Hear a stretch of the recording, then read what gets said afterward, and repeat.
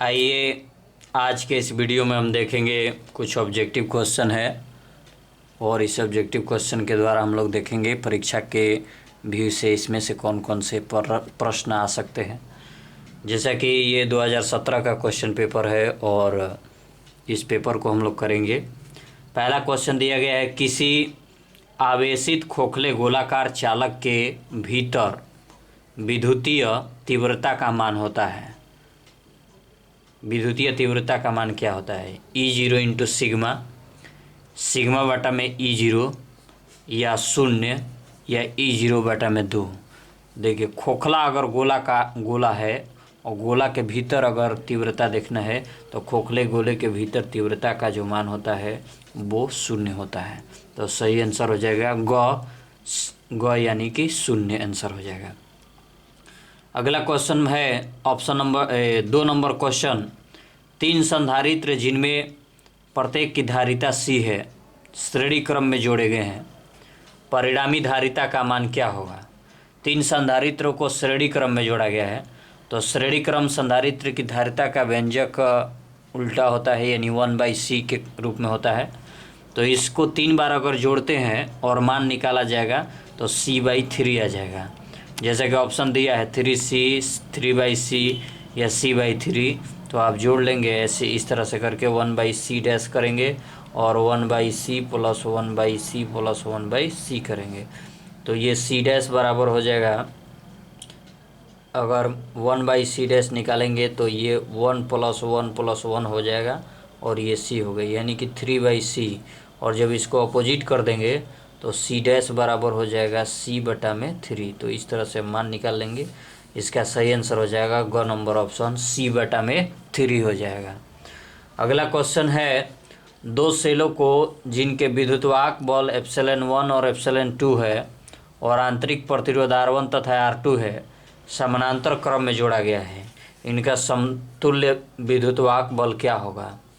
ε1 R1 into R1 plus ε2 into R2 बटा में R1 plus R2 या ε1 R2 प्लस ε2 इंटू R1 बटा में R1 प्लस R2। सही आंसर ये होगा ε1 into R2 plus ε2 into R1 बटा में R1 प्लस R2। तो ये आपका सही आंसर हो जाएगा। अगला क्वेश्चन है 4 नंबर क्वेश्चन देखेंगे हम लोग।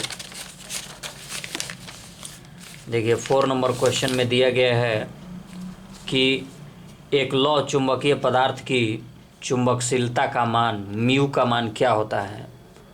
म्यू इज ग्रेटर देन 1 यानी म्यू का मान बहुत बड़ा होता है 1 से, या म्यू बराबर होता है 1, या म्यू का मान छोटा होता है, म्यू का मान 1 से छोटा होता है, या म्यू का मान 0 के बराबर होता है।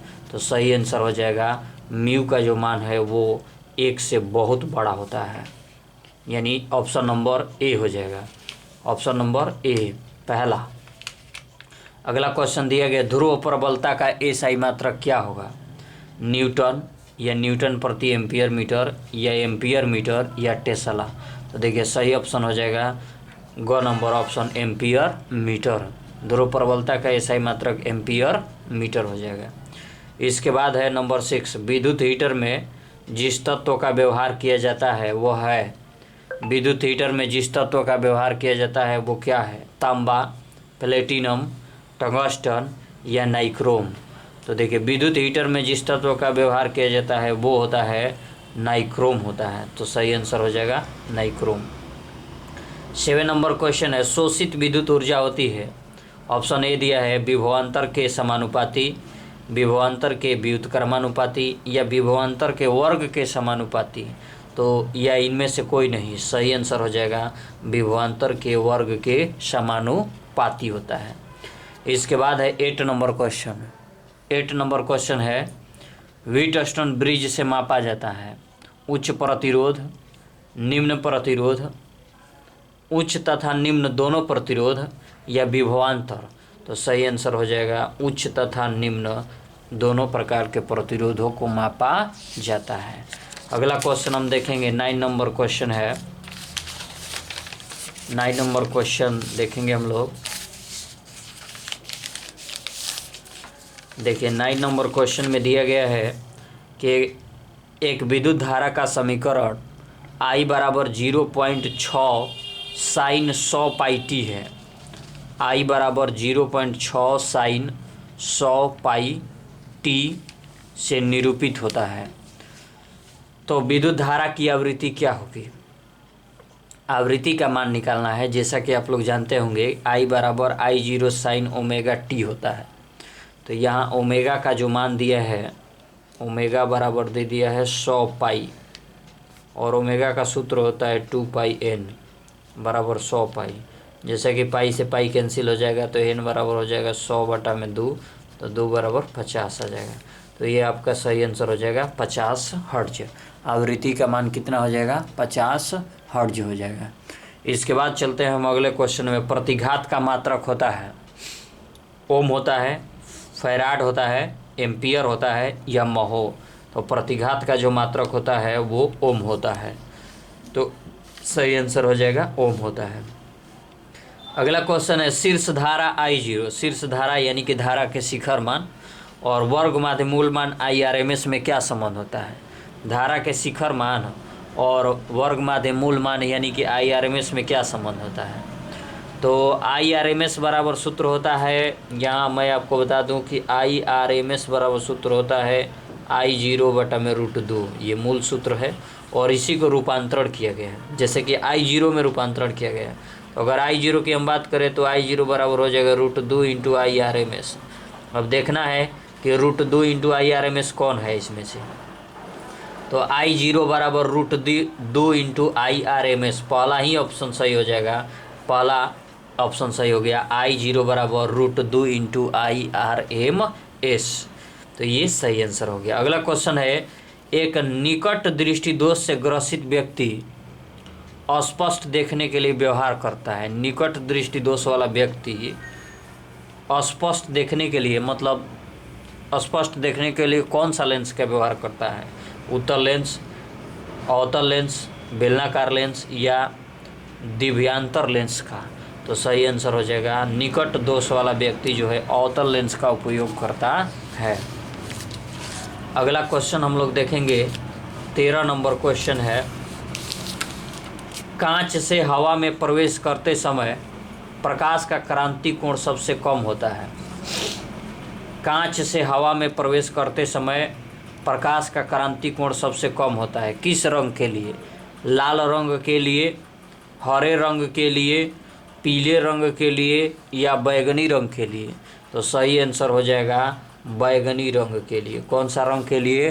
बैगनी रंग के लिए। कांच से हवा में प्रवेश करते समय प्रकाश का क्रांति कोण सबसे कम होता है बैगनी रंग के लिए। अगला क्वेश्चन है 14 नंबर। एक पतले प्रिज्म जिसका अपवर्तनांक म्यू है का न्यूनतम विचलन कोण क्या होता है? 1 माइनस म्यू इंटू ए होता है, या म्यू माइनस 1 इंटू ए होता है, या म्यू प्लस 1 इंटू ए, या म्यू प्लस 1 इंटू ए स्क्वायर? तो सही आंसर हो जाएगा म्यू माइनस 1 इंटू ए होता है, या एन माइनस 1 इंटू ए भी कह सकते हैं। 15 नंबर क्वेश्चन दिया गया प्रकाश के अनुप्रस्थ तरंग प्रकृति की पुष्टि करता है। प्रकाश के अनुप्रस्थ तरंग प्रकृति का पुष्टि कौन करता है? व्यतिकरण, परावर्तन, ध्रुवण या वर्ण विक्षेपण? तो ध्रुवण जो है प्रकाश के अनुप्रस्थ तरंग की प्रकृति का पुष्टि करता है। सही ऑप्शन हो जाएगा ध्रुवण। अगला है 16 नंबर क्वेश्चन। एक लेंस जिसका अपवर्तनांक 1.5 है का नाभ्यंतर हवा में 20 सेंटीमीटर है, जिसका नाभ्यंतर एक माध्यम में जिसका अपवर्तनांक 1.5 है हो जाता है। बताइए उसका नाभ्यंतर यानी कि फोकस दूरी का मान कितना होगा? 20 सेंटीमीटर, 40, 10 या इन्फिनिटी? तो देखिए इसके लिए सूत्र आता है 1/f निकालना होता है, f का मान निकालना होता है, और सूत्र होता है n-1 into 1/r1 minus 1/r2। r1 r2 के जगह पर तो हम 20 लिख देंगे, लेकिन ये जो अपवर्तनांक का मान दिया है इसमें भी 1.5 है और इसमें भी है। तो जब n के जगह पर हम मान रखेंगे तो 1.5 बटा में 1.5 माइनस 1 करेंगे, तो जब यहाँ पर घटाया जाएगा तो ये मान आपका जो प्राप्त होगा 1/1 कैंसिल हो जाएगा तो 1 आएगा। ठीक है। और जब एक में से एक घटाइएगा तो ये हो जाएगा 0, और जब ये 0 को गुणा कर दीजिएगा तो ये सबका मान हो जाएगा 0। यानी मैं आपको इधर आपको दिखा देता हूँ, 1/f बराबर आ जाएगा आपका मान 0। और जब इसको अपोजिट करेंगे यानी दोनों का व्युत्क्रम करेंगे तो f बराबर ये हो जाएगा 1/0, और 1/0 का वैल्यू मान हो जाता है इन्फिनिटिव। तो ये आपका सही ऑप्शन हो जाएगा घ नंबर ऑप्शन, यानी इन्फिनिटिव हो जाएगा। क्या हो जाएगा? इन्फिनिटिव हो जाएगा। अगला है 17 नंबर, विद्युत चुंबकीय तरंग के संचरण की दिशा है वेक्टर ई के समानांतर है, या वेक्टर बी के समानांतर है, या वेक्टर बी गुणे ई के समानांतर है, या वेक्टर ई गुणे बी के समानांतर है। तो सही आंसर हो जाएगा घ नंबर ऑप्शन, वेक्टर ई गुणे बी के समानांतर है। अगला क्वेश्चन देखेंगे हम लोग, 18 नंबर क्वेश्चन है, जिसको आप देखिए 18 नंबर क्वेश्चन, ये 18 नंबर क्वेश्चन को हम लोग देखेंगे।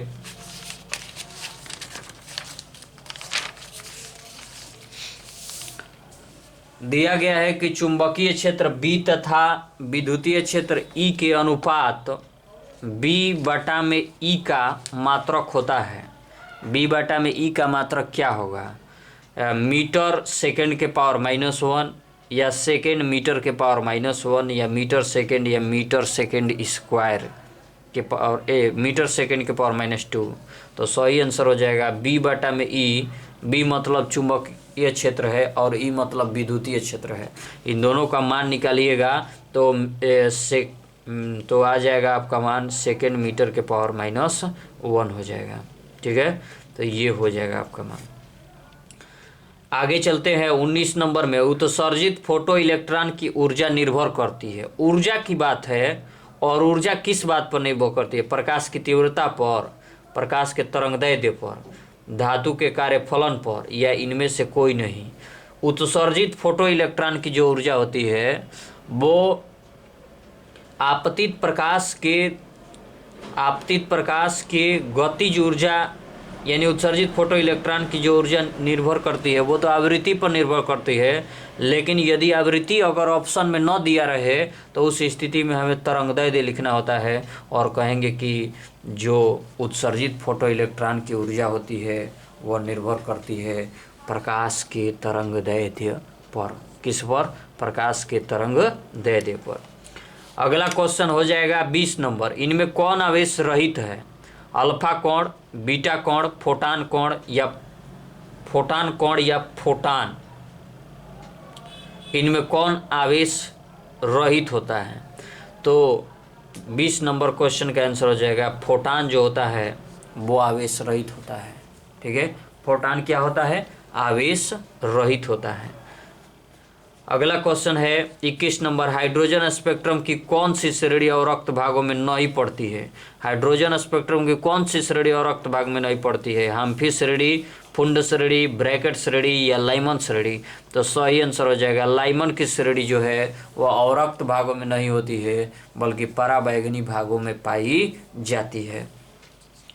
22 नंबर क्वेश्चन दिया है, हाइड्रोजन परमाणु के प्रथम बोर कक्षा में इलेक्ट्रॉनों की ऊर्जा -13.6 इलेक्ट्रॉन वोल्ट है, उसके दूसरी बोर कक्षा में इलेक्ट्रॉनों की ऊर्जा क्या होगा? देखिए, किसी भी कक्षाओं की ऊर्जाओं का मान निकालना होगा तो 13.6 इलेक्ट्रॉन वोल्ट बटा में उस कक्षा के होल स्क्वायर करते हैं। अगर दूसरी कक्षा का स्क्वायर निकालना है, दूसरी कक्षा की एनर्जी निकालना है तो 2 का होल स्क्वायर करेंगे, और 2 दूनी के 4 होगा। 13.6 में 4 का भाग दे देंगे तो ऑप्शन नंबर ए हो जाएगा -3.4 इलेक्ट्रॉन वोल्ट। ठीक है, तो दूसरी कक्षा के एनर्जी मान हो जाएगा -3.4 इलेक्ट्रॉन वोल्ट हो जाएगा। आगे चलते हैं 22 के बाद 23 नंबर क्वेश्चन में, और दिया गया है 23 नंबर क्वेश्चन, जितने समय में किसी रेडियो एक्टिव पदार्थ की राशि अपने प्रारंभिक परिमाण की आधी हो जाती है उसे क्या कहते हैं? औसत आयु कहते हैं, या अर्धायु, या क्षय नियतांक, या आवर्तकाल कहते हैं। आधा हो जाता है तो उसको क्या कहेंगे? आधा हो जाता है तो अर्धायु कहते हैं, सही आंसर हो जाएगा ख नंबर ऑप्शन, अर्ध आयु कहते हैं। इसके बाद है 24 नंबर, बीटा किरणें विक्षेपित होती है गुरुत्वाकर्षण क्षेत्र में, केवल चुंबकीय क्षेत्र में, या केवल विद्युतीय क्षेत्र में, या चुंबकीय एवं विद्युतीय क्षेत्र में। तो सही आंसर हो जाएगा बीटा की किरणें जो है चुंबकीय और विद्युतीय दोनों क्षेत्रों में विक्षेपित होती है। अगला क्वेश्चन है 25 नंबर, एन टाइप का जर्मेनियम प्राप्त करने के लिए जर्मेनियम में मिलाया गया अपद्रव्य होना चाहिए त्रिसंयोजक या चतुर्संयोजक या पंच संयोजक या इनमें से कोई नहीं। एन टाइप में मिलाने जाने वाला जो अशुद्धियाँ होती है वो पंच संयोजक होता है। 26 नंबर है, डायोड का उपयोग करते हैं एक प्रवर्धक की तरह, दोलक की तरह, मॉड्यूलेटर की तरह या रेक्टिफायर की तरह। तो डायोड का जो उपयोग है वो रेक्टिफायर की तरह होता है। सही आंसर हो जाएगा रेक्टिफायर की तरह। आगे चलते हैं अगला क्वेश्चन में। 27 नंबर क्वेश्चन आप देख रहे होंगे, नैंड गेट के लिए बूलियन व्यंजक क्या है। देखिए नैंड गेट जो है एंड गेट और नॉट गेट के संयोग से बना है। तो एंड गेट का जो सिंबल होता है वो होता है ए एंड बी, और नॉट जब लगा होता है तो ये बार का चिन्ह दे दिया जाता है। तो नैंड गेट का जो संकेत हो जाएगा पहला नंबर ऑप्शन ही हो जाएगा, ऑप्शन नंबर ए हो जाएगा। नैंड गेट के लिए कौन सा संकेत होगा, तो ऑप्शन नंबर ए सही होगा, a dot b not equal to y. ठीक है, तो पहला नंबर ही ऑप्शन सही हो जाएगा। आगे चलते हैं 28 नंबर क्वेश्चन में, पृथ्वी के किसी स्थान पर टीवी प्रेषण टावर की ऊंचाई 245 मीटर है, जिसकी अधिकतम दूरी तक इस टावर का प्रसारण पहुंचेगा वो है। मतलब 245 मीटर की ऊंचाई है तो उसका प्रसारण कहाँ तक पहुंच पाएगा, 245 मीटर तक कि 245 किलोमीटर, 56 किलोमीटर कि 112 किलोमीटर। तो देखिए इसको हल किया गया है यहाँ पर, और इसके लिए एक सूत्र आता है डी यानी दूरी के लिए, डी बराबर 2√2r(h) होता है। या 2 रख दीजिए, आर के जगह पृथ्वी की त्रिज्या रख दीजिए 6.4 × 10⁻6। आई ऊंचाई का जो मान दिया है प्रश्न में 245 मीटर, उस 245 को रख दीजिए और गुणा भाग करिए 3136 × 10⁻6 हो जाएगा, जिसका वर्गमूल निकालिएगा तो 56 × 10⁻3 हो जाएगा, या अर्थात 56 किलोमीटर हो जाएगा। तो सही आंसर हो जाएगा ऑप्शन नंबर ग यानी कि 56 किलोमीटर हो जाएगा। ठीक है, और इधर में कुछ प्रश्न के आंसर दिए गए हैं जो नंबर वाइज लिखा गया है। देखिए ध्यान से, PN junction diode, PN junction का उपयोग किस तरह के रूप में किया जाता है। तो पीएन जंक्शन का जो उपयोग है वो दिष्टकारी के रूप में अर्थात रेक्टिफायर की तरह किया जाता है। इसके बाद है जेनर डायोड, अलग से कुछ दे दिया गया है प्रश्न यहाँ पर। जेनर डायोड का उपयोग किस रूप में किया जाता है, वोल्टेज रेगुलेशन के रूप में किया जाता है। और इसके बाद है तीसरा, ट्रांजिस्टर का उपयोग किस रूप में किया जाता है, एम्पलीफायर या अर्थात प्रवर्धक के रूप में किया जाता है। ठीक है, और चौथा है ट्रायोड का उपयोग किस रूप में किया जाता है, इसका भी उपयोग एम्पलीफायर अर्थात प्रवर्धक के रूप में किया जाता है।